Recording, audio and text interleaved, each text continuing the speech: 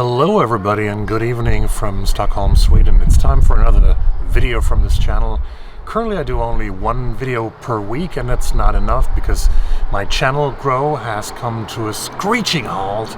And I hope that, if you watch this video and if you haven't subscribed yet to the channel, please do so. It's so easy, it's free, and you will get so much and so many beautiful videos in the future from this channel that I can tell you. Today, a single review, another one. Resurrection Walk is Michael Connelly's 38th novel and the 7th installment in his Lincoln Lawyer series.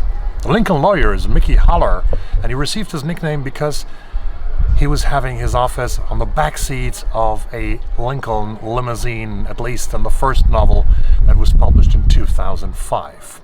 After getting an innocent man out of jail in the last novel about the Lincoln Lawyer, The Law of Innocence, he wants to do it again. Another innocent person. His half-brother and star of 24 Michael Connelly novels, Harry Bosch, is digging into some files in the archives below the surface of the earth. After Haller has received a lot of letters from prisons, from people who see their chance to walk free with this great lawyer. And Harry, now in his early 70s and sick of cancer and in treatment at UCLA thanks to Mickey's connections, believes that Lucinda Sands could be the one. Cindy, that's how she wants to be called. She has done 5 years in jail for having killed her ex-husband, but she has always claimed her innocence, and Harry finds really some strange things in her file. GPR, gunpowder residue, very, very questionable, and a bit more. Soon, both Harry's and Mickey's home have been left with open doors, and once again, the two seem to encounter a fight between David and Goliath to prove Cindy's or Lucinda Sands's innocence. After the buildup of this case, we end up in a federal courtroom where Mickey is up against a ruthless lawyer who is representing the state of California. This novel is almost 50-50 Haller and Bosch. We have first-person narration of the attorney part at law of Mickey's, and third-person when Harry Bosch is in the focus. And he's doing quite a lot of work here despite being sick. As usual, Connelly's research is meticulous. Here he explains the setting of the novel. Play the clip. This is the state courthouse. Over this way is the county courthouse. This is City Hall. Over here is the federal courthouse where a lot of the courtroom drama in Resurrection Walk takes place. And over here is the LAPD's headquarters. Their state offices. And Mickey often feels that it's him against the world, and this is the world. This is the power of and might of the state. Los Angeles is always the third protagonist in Michael Connelly's novels, and so it is this time again. And the author fills it with names of restaurants and diners that he himself has visited and that he himself has eaten at over the years. I think he's living in Florida right now, but he knows his Los Angeles still. Musso and Frank Grill has been mentioned a lot when Harry Bosch was investigating cases.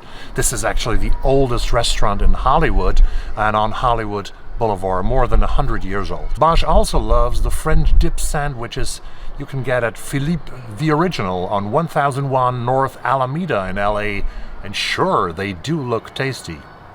When I read Connelly and follow Bosch on his ways through the City of Angels, I also put on the music our beloved detective is hearing. Old jazz with Thelonious Monk, Miles Davis, Art Pepper, Frank Coltrane, and Charlie Parker.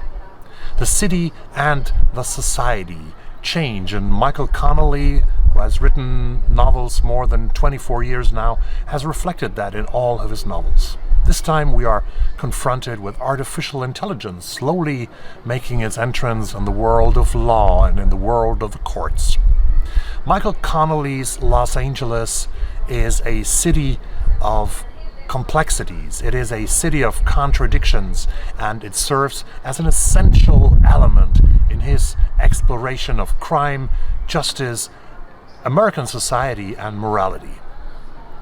and that he is very close to one of his great idols, one of his great predecessors, one of his great influences, Raymond Chandler, the great author of the 1940s and 1950s.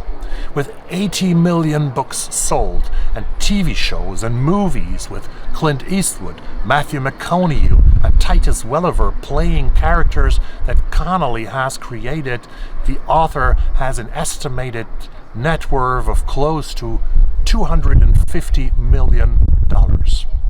You can become very rich if you are able to write. If you're able to write at the top of the crime writing, very much different to the colleagues in literary fiction writing. Well, Connelly's audience is so much bigger, and he is amazingly good in what he does every day. And luckily, he will not stop. Novel number 39 is already announced, and I think it probably already is ready. It's called We're in the Waiting for the Waiting, because the book is called In the Waiting and will come out in October this year.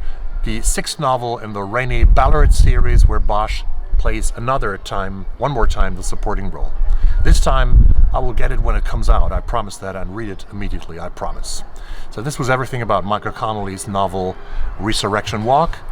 Let me know what you thought about that novel down in the comments below, and subscribe to the channel and come back soon, because I will be talking about Percival Everett's James and Booker books. Yeah.